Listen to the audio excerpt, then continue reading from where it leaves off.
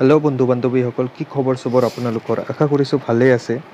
তো আজি মই এটা নটিফিকেশ্যন লৈ আহিছোঁ আসাম গ্ৰামীণ বিকাশ বেংকৰ দেখিব পাৰিছে। তো বোলক জলদি মই এই নটিফিকেশ্যনটো পঢ়ি দিওঁ আৰু কেনেকৈ এপ্লাই কৰিব লাগে সেইটো মই প্ৰচেছটো কৈ দিওঁ। তো ইয়াতে দেখিব পাৰিছে যে শোণিতপুৰ আসাম, লখিমপুৰ ৰিজন, গোলাঘাট, বঙাইগাঁও, কোকৰাঝাৰ ৰিজন আৰু চেণ্টাৰ অফ ইণ্টাৰভিউ হ'ব আপোনালোকৰ গুৱাহাটীত হ'ব ইণ্টাৰভিউখন। কি কোনকেইটা পোষ্ট আছে আপোনালোকে দেখা পাইছে, কামৰূপ আসাম আছে, কামৰূপ গুৱাহাটী ৰিজনত হয় এইকেইটা, আৰু গোলাঘাটত আছে, কোকৰাঝাৰ আছে, লখিমপুৰ আছে।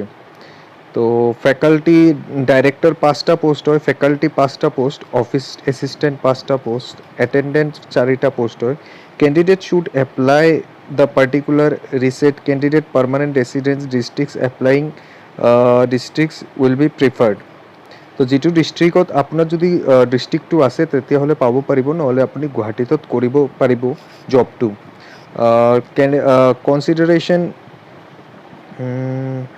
তো কনচিডাৰেটেড চেলাৰী পেকেজটো কেনেকৈ থাকিব, ডাইৰেক্টৰৰ পোষ্ট যিটো আছে 5টা পোষ্ট তাৰ কাৰণে 30,000 ৰুপিজ দিয়া হ'ব, ফেকাল্টিৰ কাৰণে 20,000 টকা দিয়া হ'ব, অফিচ এছিষ্টেণ্টৰ কাৰণে 12,000 টকা দিয়া হ'ব, এটেণ্ডেণ্টৰ কাৰণে 8,000 ৰুপিজ দিয়া হ'ব। তো এটেণ্ডেণ্টটোৰ কাৰণে 8,000 ৰুপিজ দিয়া হ'ব।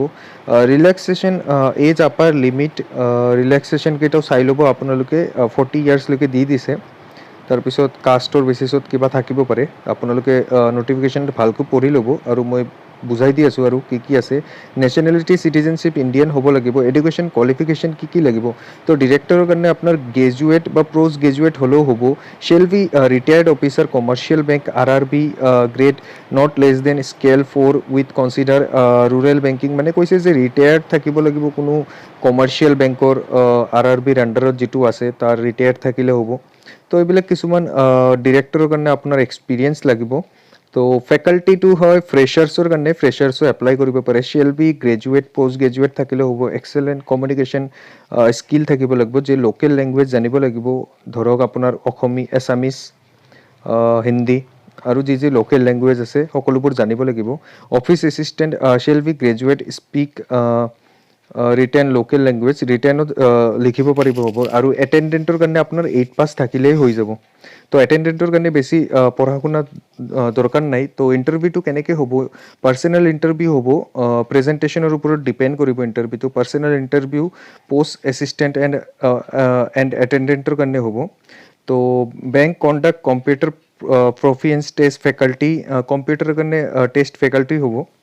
তো candidate required format given 100 application available Assam Gramin Vikash বেংকৰ, এপ্লিকেশ্যনটো এভেইলেবল থাকিব আসাম গ্ৰামীণ বিকাশ বেংকৰ, আপোনালোকে ৱেবছাইটত পাব। আৰু মই মোৰ চেনেলৰ ডেছক্ৰিপশ্যনত এপ্লিকেশ্যনটো দি দিম, আপোনালোকে তাৰ পৰাও ডাউনলোড কৰিব পাৰিব। তো ছাবমিশ্যনটো কেনেকৈ কৰিব লাগিব, এই বস্তুটো আপুনি লিখি এইটো এড্ৰেছত আপোনাৰ স্পীড পোষ্ট কৰিব লাগিব। তো আপুনি এইটো এড্ৰেছত আপোনাৰ স্পীড পোষ্ট কৰিব, আৰু তাৰ লগত আপুনি ছেকেণ্ডাৰী যিমান মাৰ্কশ্বিট আছে আপোনাৰ চব ছেল্ফ এটেষ্টেড থাকিব লাগিব। ছেল্ফ এটেষ্টেড মানে আপোনাৰ ছিগনেচাৰ দি আপুনি চবকেইটা পঠাব লাগিব। তো পোষ্টটো আপোনালোকৰ কণ্ট্ৰেকচুৱেল হ'ব, 1 year বেচিছ হ'ব। তাৰপিছত আপোনাৰ সেইটো বাঢ়িব পাৰিব, আপোনাৰ জবৰ ওপৰত ডিপেণ্ড কৰিব আপুনি কেনেকৈ কাম কৰে। তো এইটোৰ ওপৰত আপোনাৰ মানে বছৰে বছৰে বাঢ়িব পাৰিব। তো কণ্ট্ৰেকচুৱেল বেচিছ পোষ্ট হয়, পোষ্টটো ভাল হয়, চেলাৰীও ভাল হয়। যদি আপুনি ইণ্টাৰেষ্টেড আছে তেনেহ'লে আপুনি এইটো এড্ৰেছটোত মানে আপোনাৰ যিমান ডকুমেণ্টছ আছে চবকেইটা ছাবমিট কৰি ছেল্ফ এটেষ্টেড কৰি আপুনি এইটো এড্ৰেছত পঠাই দিব। তো আৰু এইটো এপ্লিকেশ্যন ফৰ্মটো আপোনালোকে ডাউনলোড কৰি ল'ব। তো মই মোৰ ভিডিঅ'ৰ ডেছক্ৰিপশ্যনত দি দিম এপ্লিকেশ্যন ফৰ্মটো। তো আপুনি তাৰ পৰা ডাউনলোড কৰি এইটো প্ৰিণ্ট কৰি আপুনি স্পীড পোষ্ট কৰি দিব।